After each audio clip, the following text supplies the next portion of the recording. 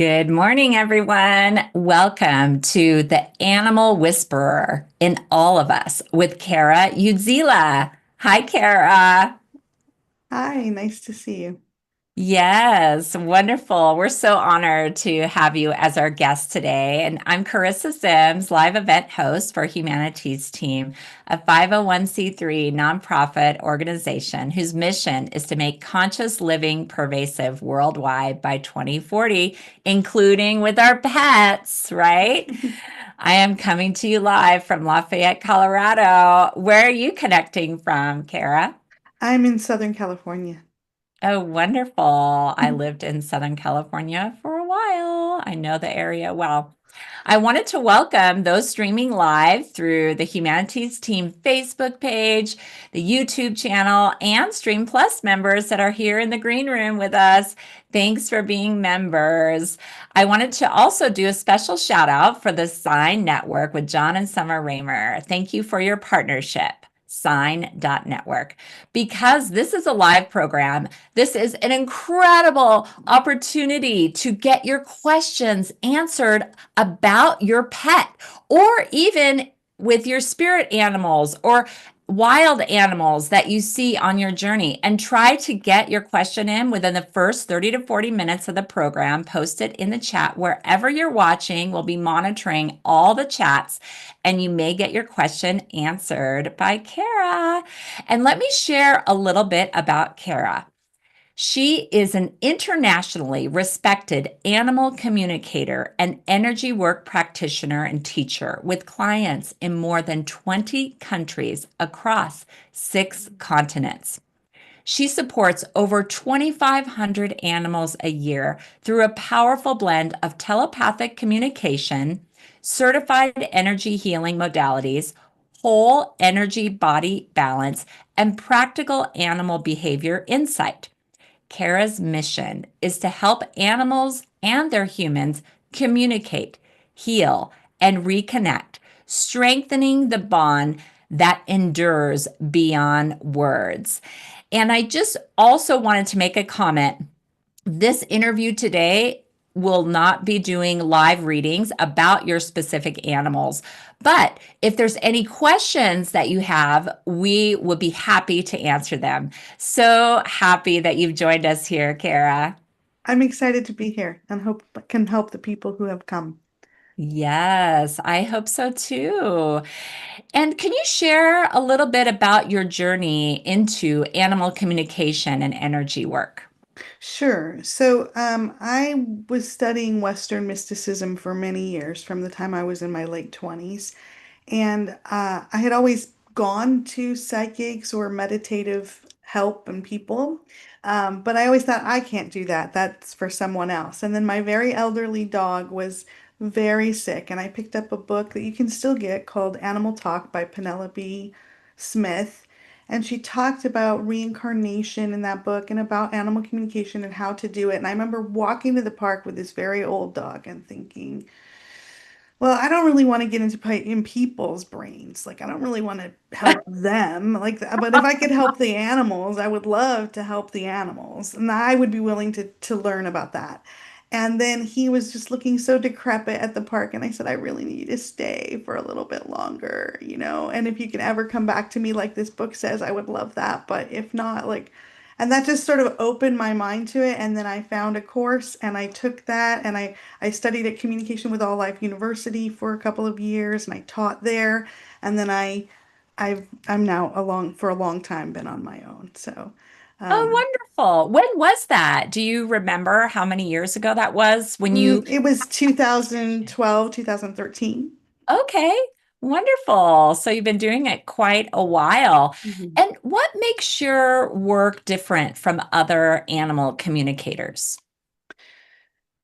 There are many, so before I say that, I want to say that there are many, many people like me, so who do what I do. Yes. But because animal communication has risen in popularity, there's also been a rise in animal communication farms that kind of train people really quickly and pull them out, and then they become animal communicators. But what I think is different and that people need to ask themselves what they're looking for in an animal communicator is it just a fun experience about what would my animal say, in our home, and that's it. But I don't have any big problems and I would never do anything and it's kind of a lark. Then you can look for someone who has zero training in anything else, right?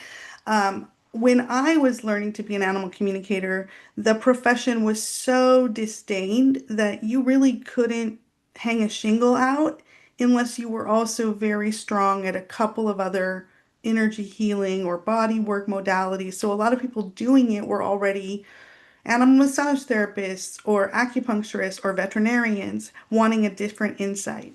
And so for me, what I bring to the table is animal communication, a lot of understanding of veterinary medicine that I've garnered over the years. I have a wide network of veterinary behaviorists and cat behaviorists and dog trainers that I trust and work with. And so you get practical, you get homework on your own visualizations and energy work you're going to go on that animal who needs some sort of help. And then you also get the communication.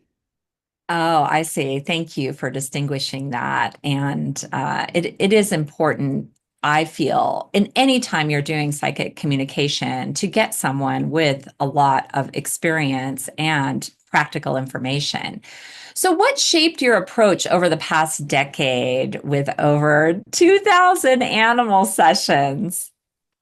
Oh, that's probably, in a year, right? Like so uh Yeah, yeah, you've had like much more, right? yeah, yeah.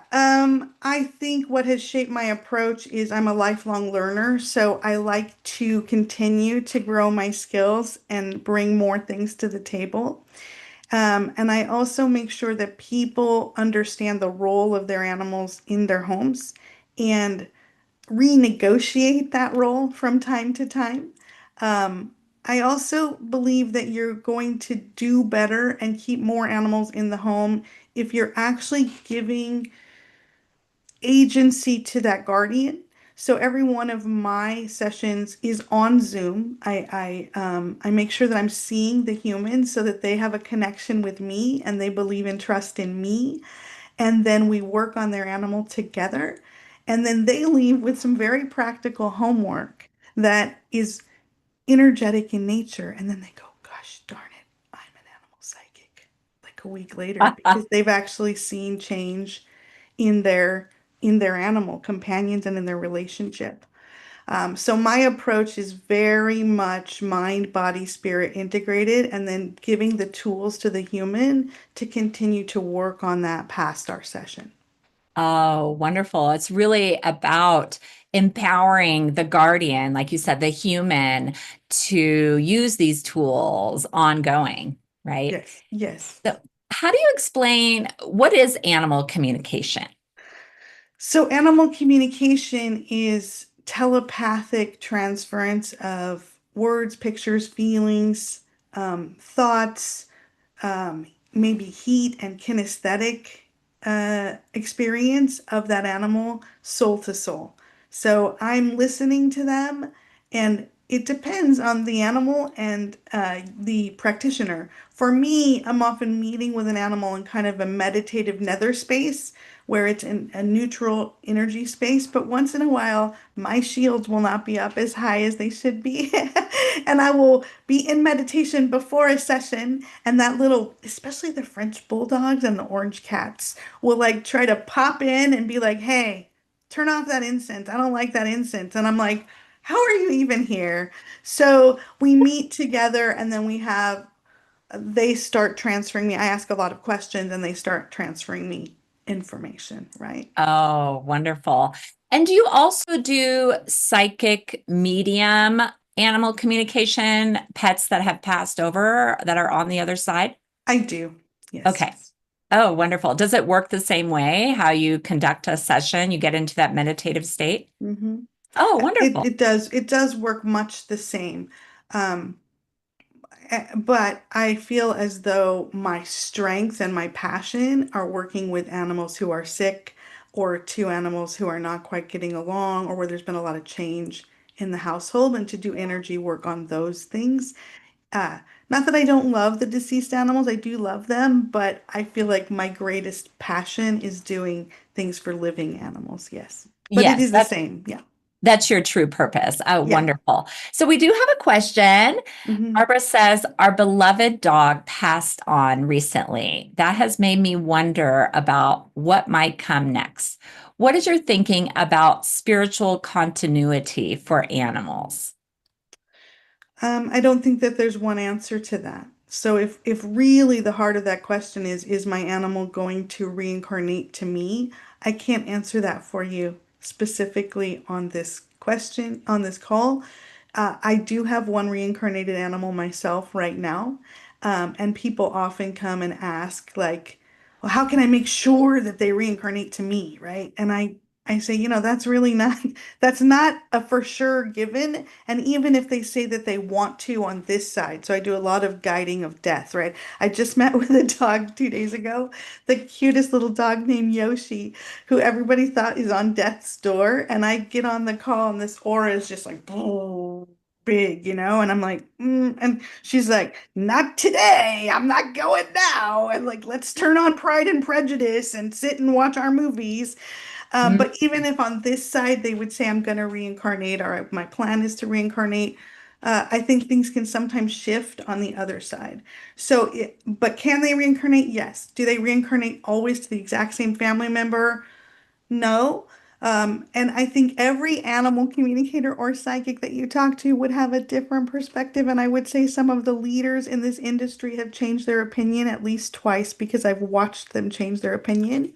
Um, in my experience, it's about 25% of the time do they come back to you. And my advice to people is always to release them with no attachment, to just say, I love you. Thank you for the time that you spent with me. And if you can come back, I would love that. And then let me know. And then I know the second question for this is going to be, well, how will I know if it's right? And for me, the answer to that is always try not to like seek it out. I tell women it's like chasing a boyfriend who never really liked you that much. You have to be kind of relaxed and judicious about it and expect if you love animals that you're going to adopt another animal and that's fine. But you may often find that they come to you in a very serendipitous way that you were not expecting. And I always say that the eyes are the same.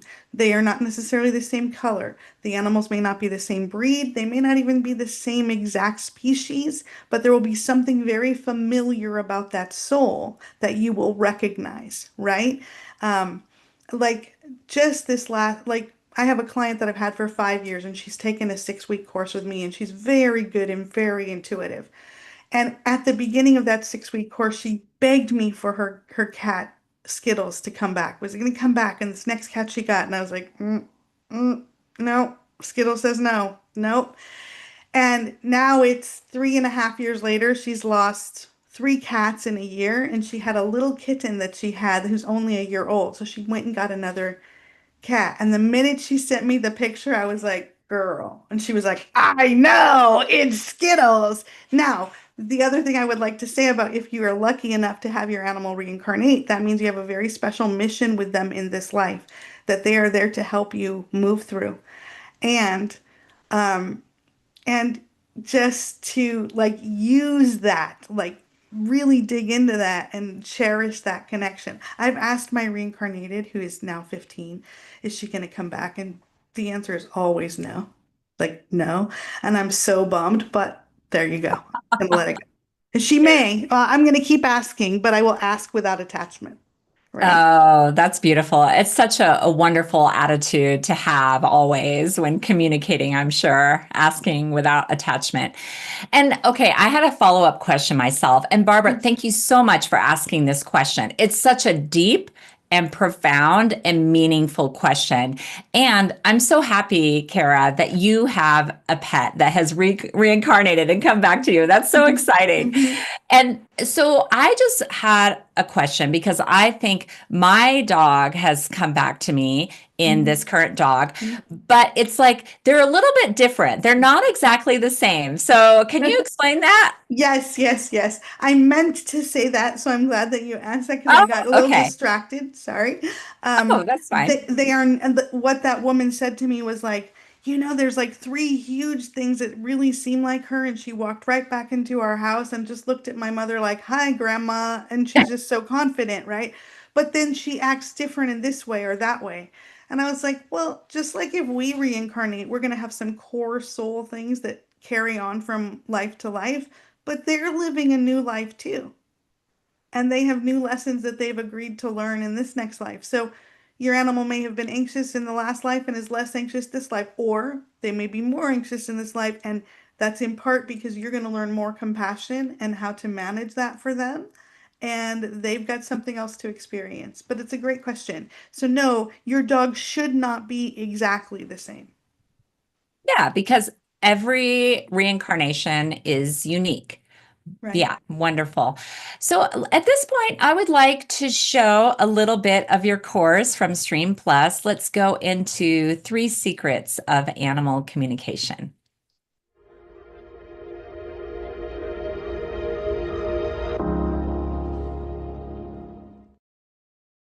So the first secret number one, they're always interpreting your thoughts, even the bad ones, and they don't quite know what to do with it, and they can misinterpret what you're thinking. Number two, you are always communicating. So stop choosing bad things to communicate. Number three, animal communication is a doorway to understanding what your animal thinks, feels, knows about the situation, or even how they feel in their physical body and what they think they're supposed to be doing for you. But many animals and their people need far more than animal communication, and it is a disservice to the industry of animal communication to assume that it's a magic wand. There are a small subset of very committed teams being submerged in it, and then have them the next day go run on the beach happily, right? But for a far greater number of animals who have been traumatized or upset by something deeply over time, you may need to invest in energy work and body work. And that is further learning that you could take on and do. So when you feel like you have something serious going on, please, if you're hiring an actual animal communicator, you look for someone who has more skills than just communicating to animals.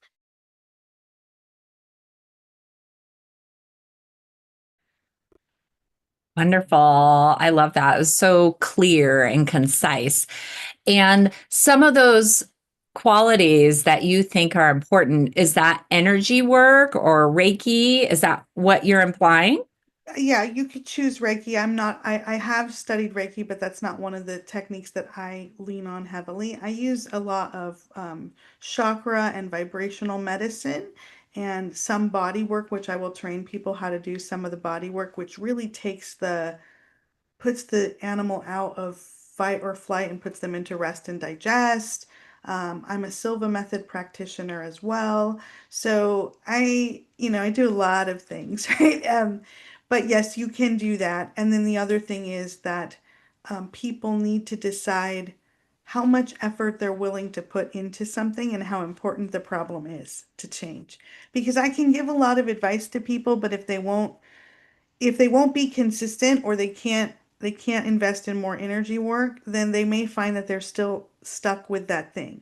The other thing I would just like to say is we have to be careful what we say about and to our animals. So, if you think they're a rascal, that's one thing, but if you're calling them a jerk a lot, then they kind of pull that in. And let's be honest, there are some animals who act like jerks sometimes, particularly when they're living with other animals. They might be a little territorial, a little rough, but we have to kind of try to prop them up and find the good in them so that Okay. because when you say things, don't be a jerk to her, like you're actually sending more mentation about negative than you are about positive. And they read that picture and they go, oh, she wants me to be a jerk to this other Right. cat. Does that make sense? I love that. I love how you explained that. And I think it's so important. And for me, I have a dog and I also watch other dogs. So it's wonderful to hear that perspective to focus on the positive more. So Mhm. I love that. Mhm. Okay, let's go into some of the questions we have. We've got some great questions here. Deborah says, I have found that prayers are helpful for pets in heaven and those still with us. Is this your experience, Kara? Can you explain? Can you write a little bit more about that? Can she write a little Okay. bit more Yeah, about what she Deborah, can means you about write a little that? bit? Yeah, I think when we were talking about modalities, you were talking about energy work, and she was just bringing in prayer and just wondering your opinion about that. Yes, you can choose any modality that works for you. But if you think about what a prayer is at its basic level, you are you are asking for what it is, the reality that you would like to see. And for most of us who are not aphantasic, what that creates is a visual movie in your mind of the animal getting better, healing, whatever it is. And that gets transmitted to both spirit and to the animal. So it is like energy work. Yes. Oh, beautiful. That's so nice how you explain that it goes like to the etheric world and heaven and then also to the animal. So Jacqueline asks, and Deborah, feel free to expand on that if you want a deeper answer.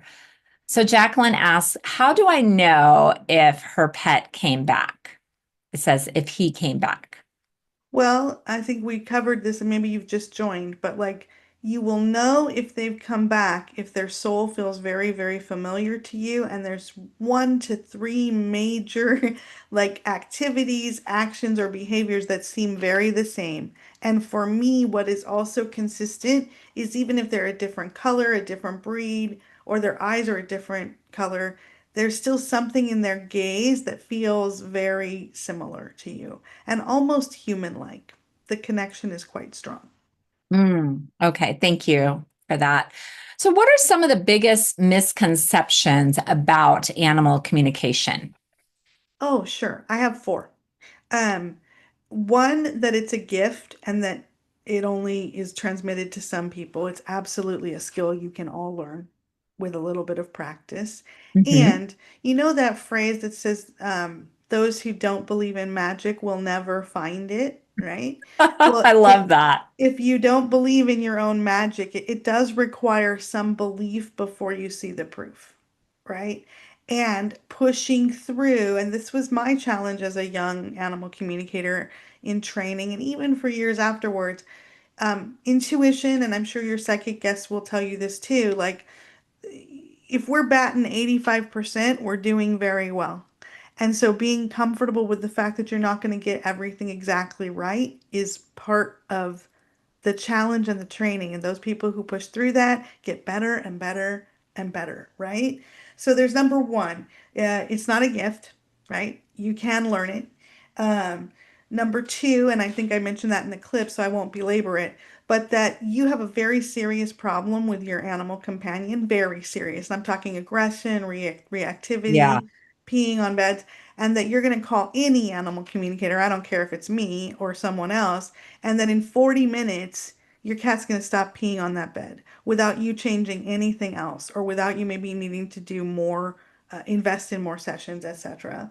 Mm. Um, and number three, that if you take an animal communication class, a 2 week, 2 month, whatever, that you're automatically fully capable of becoming an animal communicator and helping a lot of people with their animals. This is a very difficult industry, I would Mm. say, because you are dealing with animals and people who may not understand each other. You don't know who those people are, and a lot I see, especially on TikTok, I see a lot of animal communicators saying the wrong thing to people and then really upsetting the people. And what I worry about for that, and I'm blunt, so I'm gonna just I'm sure I do it sometimes too. So I will tell you, like, don't get another cat because your other cat's still very upset. But if you upset the human without compassion and without kind of explaining what the animal thinks in a positive way or at least a neutral way, you could harm the life of that animal. So, actually taking time to learn client management skills is just as important as learning the animal communication skills, I think. Because it's not easy and every situation is different, Yeah. right? And that animal communication is something that then once you start, if you talk to an animal communicator or you start talking to your animal, that all they're going to do is criticize you. They mostly don't. Only if they know that you are the type of person who has this very big sense of humor and you're always joking in your house would they be like, "Okay, Maud, make the bed." Do you know what I mean? But for the most part, they love you. They want to make a good impression on me. They don't tattle on themselves like I poop in the corner every Sunday, and they don't tattle on you. They want to love you and you to love them. So people are always afraid. I don't want to go talk to an animal communicator and have them say I got in a fight with my boyfriend. They don't usually do that. They may indicate neutrality if they feel that there's someone in harm's way, but they're not trying to tattle on you. Interesting. Okay. I had a conversation with my dog before this. I said, okay, is there anything you want to tell me before I talk to Kara, the animal communicator? I was just half joking, but I thought it was funny. I find that my dog, now tell me about this. I'm sure dogs and animals communicate in all different ways. I find she blinks. She can blink once, twice, or she'll do Oh, a blink left eye or right eye. I don't know what she's saying, but I think it's cute. oh, well, then you should start to take a journal, to get a little journal and Mhm. note what things you try that seem to work for her when she's blinking her left eye versus her right eye, and then you can kind of create your own language in that way because she is Uh, trying to tell you something, you know. One of our animals, like just even if I'm in the middle of a call like this and she really wants to walk, she knows she can't really interrupt me, but she'll walk right up to me and like stamp her foot and be like this. And I'm like, okay, honey, you got to go take Liberty for a walk. And by the way, that dog is almost 16 years old and still demands a 20-minute walk twice a day, you know? So feeding your animals well is also very important. Okay. And your sessions, I assume, can help with the health, like the digestive system and health of the animal because the animal communicates to you if the food, they don't like the food or if there's like something wrong with it, right? Yeah, so every session on Zoom, I talk to the human for a little bit, and then I go in and I talk to the animal, but I also do a body scan and a chakra scan to check for pain and ask them, of course, do you have pain? But I also look for potential areas of the body where they may not be feeling pain, but there is a blockage or there's an illness, and sometimes that can be very specific. Like one of my student clients, I was like, I think there might be something on the spleen, and then she went into the doctor the next week, and they're like, well, we don't need to image that. She's like, no, let's please image it, and they imaged it, and sure enough, the dog had spleen cancer, but had the surgery. We even asked the dog who was kind of elderly, right? Like 11 Mm. years old. Do you really want to have that surgery? And dang it, she did. And the woman had dog insurance. Get your insurance. Don't believe it's a scam. One dog can cost you $5,000 a year. Just please go get you some health insurance. O- So she did it, and the dog lived another couple of years, right? It can Okay. be that specific, or I can also go in and feel that it's a little muddy, but be like, there's some not great energy here. And then if we know, even if we don't, but it's better if we know what the illness is, we can target energy work to clear that illness and to also make the medicine that you're getting work even better. I also work on the veterinarians that you're working with to make them smarter.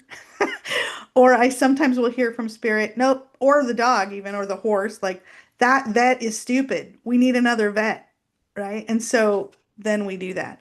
I had a horse who died. He finally died last year, but like I had a horse client, and it was two days before the appointment. This horse just jumped through the scheduling form and was like, call her now, call her now. And I called the woman and I was like, listen, I know your appointment's not for 2 days, but we can't wait 2 days. Your horse thinks he's going to die. We need to like get a different scope. You need to do something. And sure enough, they were able to do it, but they still fought for a year to try to really get the best diagnosis. And then she moved it to a new barn. And then I was like, listen, we still have this problem. I'm still clearing energy to kind of keep the horse alive and doing okay. And I'm like, I still see holes inside the intestinal tract. And I said, there's going to be a spindly vet. He's spindly and thin, and he's going to help.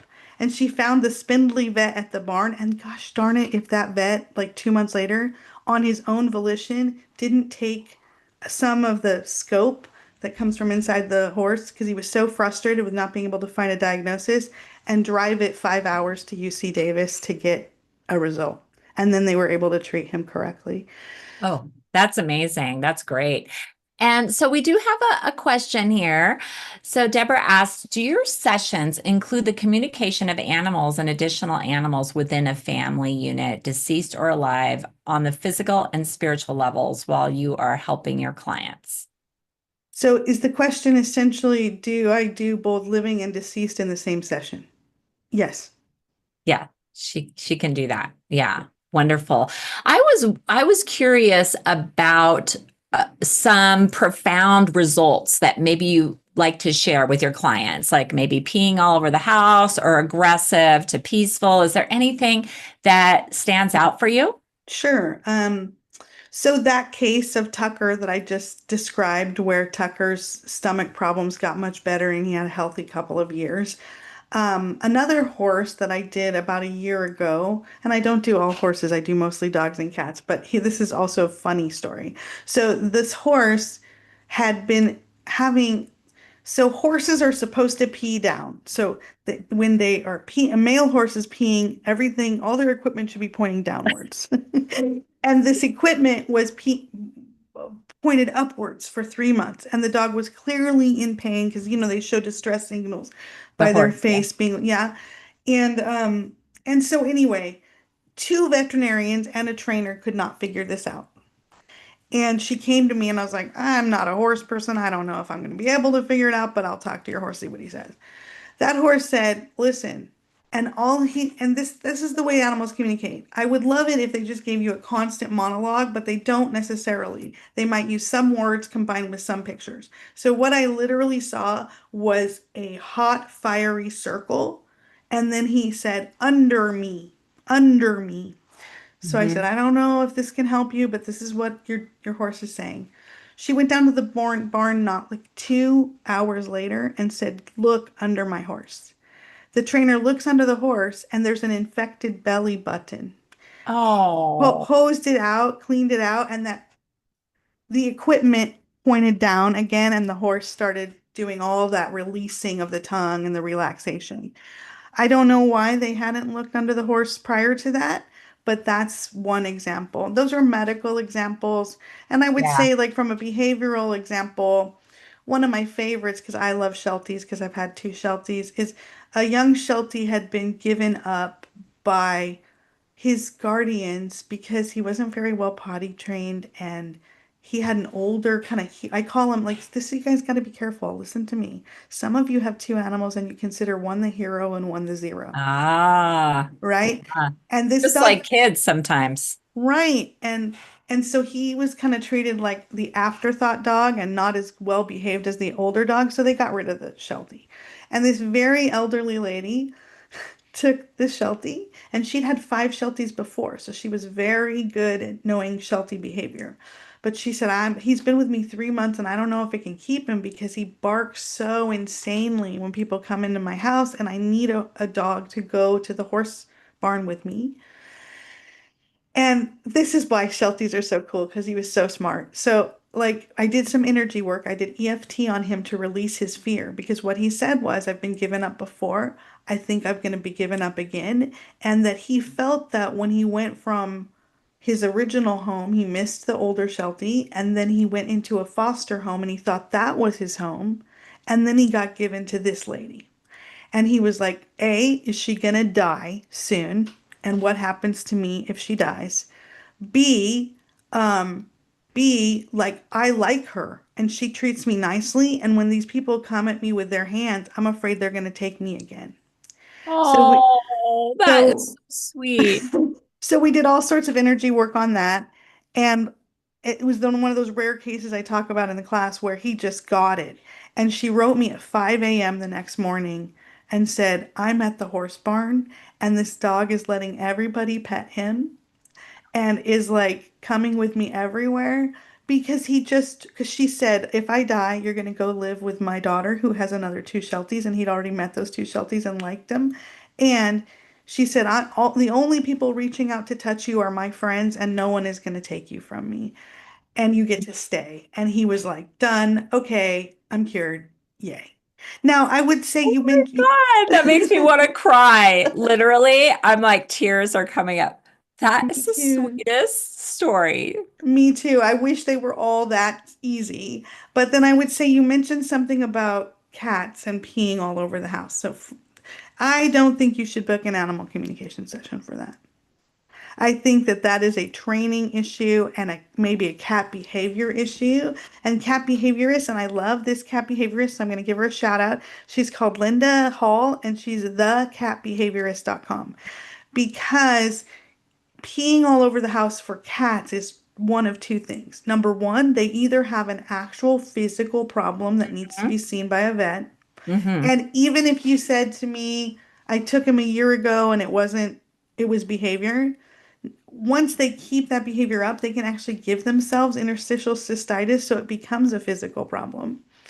And then secondarily, there's usually some sort of stressor or fear for them in the house, or you have a bunch of stray cats walking by the house outside. And so, if people book those sessions with me, oftentimes I'm telling them, I think maybe you could see me, but I may be sending you to the cat behaviorist as well. I often work with her. Like we have difficult cases, we work together. But I think your first step to be check the neighborhood and check what cats are coming up against your house and then deter that. You know, a lot of people are inadvertently feeding all the strays on their front porch and then they wonder why their cat is peeing near the front door. Guess That's what? fascinating. No, You know? that's some good tips. I found that that happened once when somebody was traveling a lot. So what you're talking about, they're stressed or whatever, but they thought the cat was like punishing them because it was like on their bed, you know? Yeah. No, and then I also learned from that same cat behaviorist that when they're peeing on the bed, your scent is very strong in the bed. And so if they're feeling unsafe, they try to mix their scent with yours so that they feel more safe and comfortable. Oh my God, that's so beautiful. That makes sense. That makes sense. Well, I'd like to play another clip from your course. Let's play Ethics and Pitfalls in Animal Communication.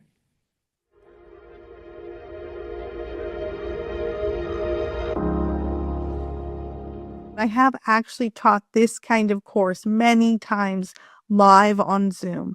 And I've had a couple of experiences where women in particular get exceedingly excited and they start calling everyone they know and trying out their newfound parlor trick. I'm going to call it that. And their experiences have been largely decent, but several times they have come up with something where they feel like an animal is really sick or they might feel like an animal is being mistreated and they're not sure if they're right, but they blurt things out. And then that animal gets poorly treated in the house, or worse, they're actually wrong about a medical event. The dog gets rushed to the vet. There's $1,000 medical testing run, and then there's nothing wrong. And that hurts the relationship between people and animals.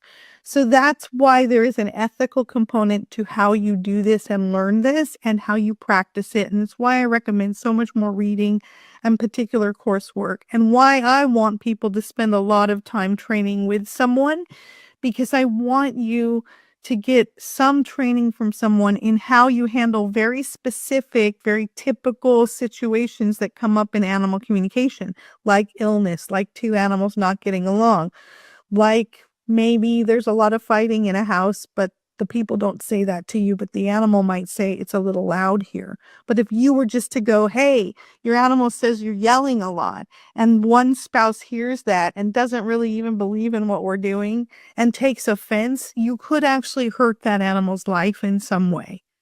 So get yourself very careful around that. And if you really feel like you want to practice outside of your house, I guess you can do that, but I would be cautious to stick to very simple and happy questions for the animals instead of trying to probe very deeply and ask a whole variety of things if you're not sure how the people that you are close to would handle that. Because this is not to be taken lightly. This is real work and it's important and it affects the lives of the animals you're speaking to and it affects the lives of the people who are their guardians.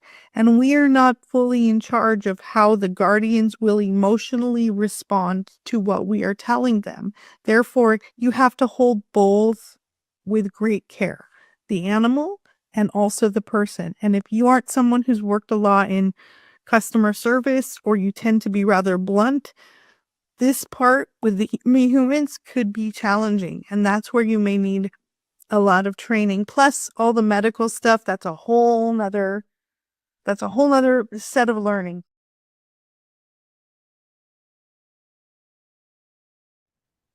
That's so fascinating. And you've probably learned a lot about medical issues from all of your experience in communicating and working with vets. And what do you think about that side of your background? Yeah, I think that takes a little bit longer. I mean, no matter where you do your initial training, I do sometimes teach medical intuition as well, but like it takes time, and I think it's always good to like I've taken a class from I think it's University of Edinburgh Veterinary Medical School online just so I can be more familiar with different diseases and especially hormonal issues like diabetes or thyroid or Cushing's kind of things.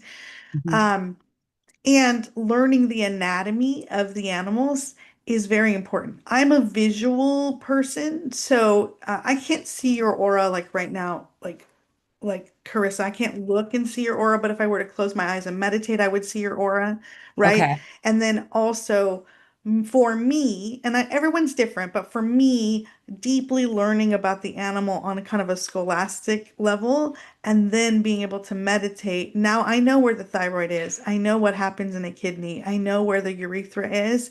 So it helps spirit to send me information about where I need to be looking in the body. And also, I'm very versed in the chakra system. So when you get into the chakra system, you can be asking about the physical, you can be asking about the mental, you can be asking about parallel lives, other lives, past lives, human relationships, emotions, what's going on there. And you can kind of layer by layer help discover why we have a blockage in a certain area. Oh, that's so amazing. I love that. Thank you for explaining that. That makes sense. So, we do have a question. Charmaine asks, are you able to figure out allergies for dogs? Uh, Whether they have allergies, yes. What their exact allergy is, not necessarily. I can tell you right now, if your animal is on chicken, take them off of chicken. Okay. Is that Oh, just an intuitive hit that is no, specific, or no. that is a general recommendation? So two things. I'm going to say that I learned from my holistic vet about 12 years ago. I said, "What if I'm going to raise these animals to live a very long life? What do you think I should know?" And he was like, "I think people should be feeding their animals mostly real food, because even the best kibble is mostly just strips the immune system. And number two, I would like them to all stop feeding animals chicken because it's processed so badly and it causes a lot of allergy. But I will tell you that my own dog is allergic to 17 things, including human dander. There's nothing in me God, intuitive. that's There, insane. yeah, there's nothing in me that could have, in any intuitive sense, told me she's allergic to your skin. I actually had the testing done.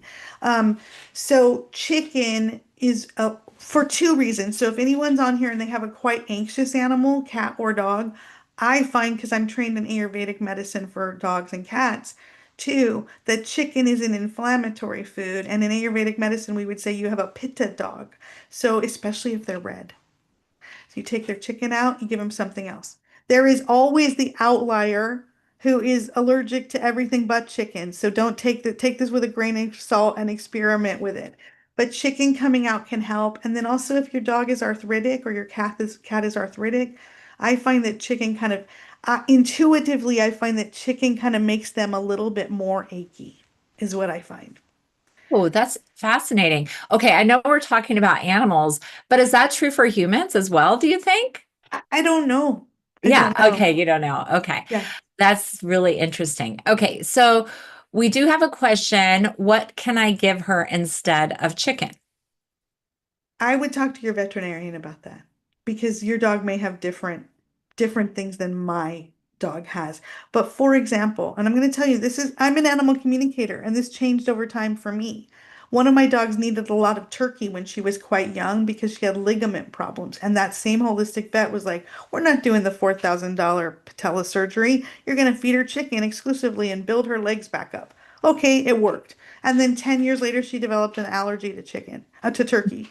So she can't have turkey. And she is allergic to chicken too. So we do beef and lamb, which are Okay. kind of neutral, and we do a little bit of fish.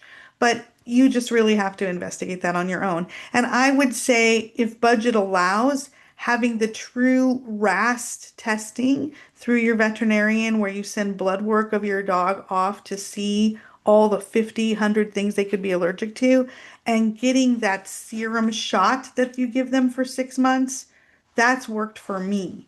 But I believe in magic, right? So I go, okay, they go, oh, there's only a 50% chance of that shot working. And I go, not for me, it's not 50%. And I'm either going to keep paying you, mister, $70 a month for my Cytopoint shot, which has its own problems, or I'm going to try this and see if I can eliminate it. And for me, at least, my dogs both have maybe one allergy flare up a year now. Oh, that's amazing. So that's extremely helpful. But I it know. is expensive. I won't lie, it's expensive. But if you think about what you would spend over the lifetime of your dog giving them a pill versus spending that up front, yeah, it's worth it, I think. I think. Yeah, I had an interesting situation, not communicating psychically, but with my friend's dog, she was allergic to all meat. So, Oh, yeah. and then like she had to make her food and be vegetarian. That was Right. interesting. Yeah. So what do you recommend? Are you making your own food just out of curiosity for the dog? I do not make my own food. I just take my veterinarian's recommendation based on what I can get that's pre-made at the pet store that works for my dogs. But that can shift and change over time, and you have to be very cautious about when great pet brands are being bought by some of the international conglomerates. So I have shifted over time. I'm not prepared on this call to give a recommendation because Oh, it would yeah. be really different for everybody. But I would also say that I used to feed freeze-dried raw, and at this point, although they have a lot of safety catches for that, because of the rise in avian bird flu, I'm not doing that anymore either because I'm afraid that something might slip through. Oh, yeah, that makes sense. That makes sense. Okay, so we have another question. Thanks. I love your work. I Thank do, you. yeah, I do work with shelters, so it makes sense all that you said. Thanks so much. So, yeah, and her working with animals in shelters, that could be challenging. That could be stressful for the dogs, right? To be in a shelter. Yes, yes, it really can, and it's stressful for you. So I don't know if you do Reiki or some other kind of energy work or whatever, but it would be wonderful if you were moving through that shelter, and whether it's with individual animals or with a whole set of cages, if you can just spend a moment of presence and really kind of get yourself into a flow state of meditation. Let me show you one thing that I really like to do Okay, when I gotta do it fast, right? that would be great. Like, so you could take your hand and just do a little wave at a normal speed, and then over time, you can cut that down by half and then again by half, and you'll find that you're very settled. And then I don't know why it works for me, but I do a lot of vibrational medicine, and so I send lots of pink, or green light to the animals. And then if you do know Reiki or you do like I've sat in front of shelter cages and done tapping, EFT tapping on how, especially when they're looking, some of them have just given up and their auras feel very tight against their bodies. Like those need the confidence building of I can shine in here and my light is going to shine because I need to project my light so my right human will come and find me. That would be very helpful for you to do. That is wonderful advice. I actually have a good friend who has been working in a shelter for a few months. I mean, she's an employee there. So that could be good advice for her to help get the animals adopted. Yeah, and I have a master's degree, so I'm like research, right? So you can like then keep a little notebook of who did I do energy work on last week and how long did it take them to get adopted and see if the energy work helps over time. Oh, good. Do a little research. Yeah. Wonderful. Yeah, that's great. That's wonderful. Okay, so we have another question. I've had cats for 40 years. Right now, I have one large male. He's kind of a mean cat in my book. And now it's coming back to what we were saying before, projecting energy, biting and scratching me. I'm never prepared. I've never had a cat that is like this. I'm all ears. Please and thanks. Okay. Well, I'm not reading your cat right now, so I'm going to give you some general tips, General. okay? Yes, So, perfect. two things. Number one, depending on how young he is or old he is, sometimes biting is a sign of pain. And so you need to be looking at is there, when he's more relaxed, if he will let you pet him sometimes, if you can actually be kind of going down the spine kind of slowly and seeing where he might react. You're not trying to hurt him, but you're kind of putting your hand over Mm. that spine and because sometimes I find that they are in pain. And then they react because they're afraid you're going to touch them in a negative area, or they're just grumpy because they feel bad. That could be it, number one. And then if you do determine that it's purely behavioral, you might need some gloves for this, depending on how bad his nipping is and biting is. But one of the things that I love, that Linda taught me that I referred to earlier, is you send them always, you send them mental pictures of the behavior you want, not the behavior you don't. So of course, right now, ma'am, you are feeling like, oh, every time he comes near you, oh, the jerk is on its way. He's gonna hurt me. And you're actually giving him more incentive to do the biting. So I want you to fake your mental movie that he's gonna calm down, he's gonna breathe, and he's gonna walk the other way. And you just send him that. You say, make a good choice, and you send him a mental movie of his claws retracted, his mouth shut, and him walking away. And then and then if that doesn't work and you've said make a good choice, because they don't know what that means at first, you take him and you pick him up and you put him in the bathroom for 2 minutes for a timeout. And you I say love it. timeout, timeout, timeout. And then you let him out. If you keep consistent with that for a week, in about 3 days, that cat's going to be like, hear them, make a good choice, see your mental movie of walking away, and he's going to go, I don't be in the bathroom. And he will stop it more of the time. But if he's a mean cat, you got to look at what is the source of the meanness. Is it simply feral? And he doesn't know how to be a cat in a house? And so does he need less petting because it's very overstimulating for him? Or is it because he thinks it's play? Is he in pain? And then you address it from there. Oh my gosh, that is wonderful and very thorough advice. I was watching a cat recently, and the cat was loved attention. So I was petting it, and then all of a sudden it would shift and just be like attack my hand and my foot, like being playful. So it was funny. It was like purring and gentle. Then all of a sudden it would be like, but not Yeah. angry, just playful. Yeah. Still it hurt. Yeah, they do get easily overstimulated, and I say, like, we don't have time on this call, but there's some body work you can do, and Oh, then there's also there's a little, if you feel like your animal is not really connected strongly to you, it's great to kind of meditate on them, and I think this meditation is in the anxious animal one. okay.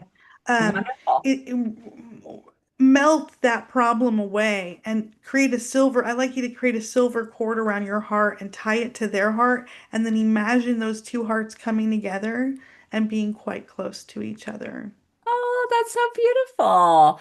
So we do have another question. Would you say that some animals may be classified as mentally ill? What tools would you use if this was the case? Yes, I do. It's a very rare percentage, but yes, I Yeah. do. I do think that there are some, maybe Mhm. 2 to 3%, maybe 4%, depends. And then I do some of the same things. I do energy work on the brain. Um, we do modification factors, and in very rare cases, sometimes there's nothing that can be done. Um, it depends on the illness, you know. Is it pica, a cat who has pica and they're eating plastic anytime they get a whiff of plastic? That's terrible, and it's a neurological condition. And I might suggest you go to a neurologist who can help that. Is there a cat or a dog who has been so abused that it's very difficult to unravel that abuse and that fear reactivity? I'm working with a dog right now, and we're on probably 5 or 6 sessions, and she's taking my 6 week class. And the dog is so much better, right? So much better. But would I say that ever in his life, based on his history and what has happened to those people before with him before I met them? They've both been sent to the hospital, etc. Like, is he ever going to be 100% trustworthy? I don't know. I wouldn't trust it in my house, and certainly not around other people. But we may get him to where he can go to the vet now and he's not fighting or shaking at the vet, stuff like that. So every situation is very individual. And I guess you're asking me for a blanket answer for something that really I would meet you in session and I would see what could be done. Thank you for that. Well, at this point, I'd like to play another clip. Answers for your anxious animal.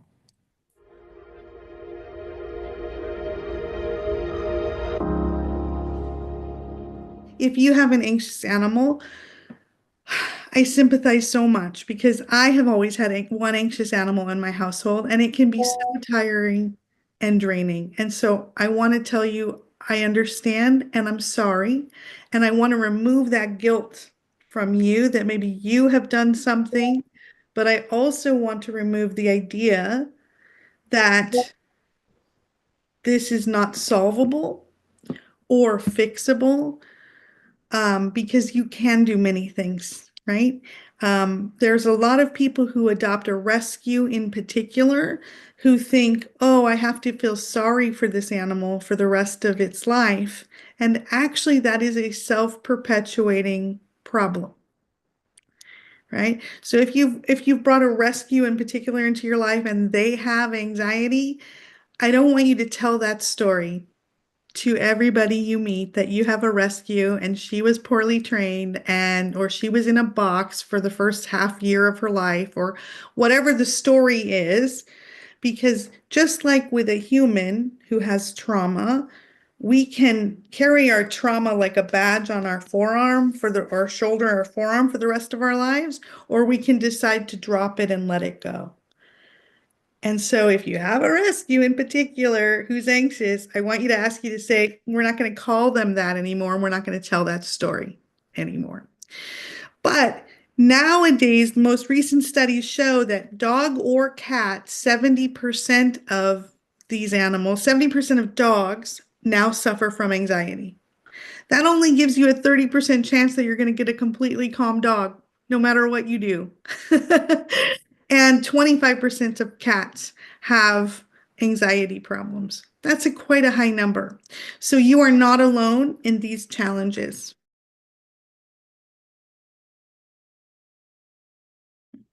That's so important to know. Well, thank you so much, Kara, for this inspiring conversation today. And thank you, everyone, for joining us. We hope if you're not a member, you join Stream Plus now and gain immediate access to these empowering programs, Animal Whispering at Home and Answers for Your Anxious Animal. If you're not a member of Stream Plus, join, and you'll get access to this and other incredible spiritual teachers and programs. We're proud to say that Stream Plus is the largest global streaming platform for consciousness raising masterclasses and transformational education. And we also give back with our 1-for-1 program. I wanted to thank Steve Farrell, Dee Meyer, and the production team, Jim Gray, Eva Lee, Nanette Kennedy, and the rest of Humanity's team. It's been such a pleasure connecting with you, Kara, and thank you for helping us connect to the inner animal whisperer in all of us. Thank you. It's been a lovely day.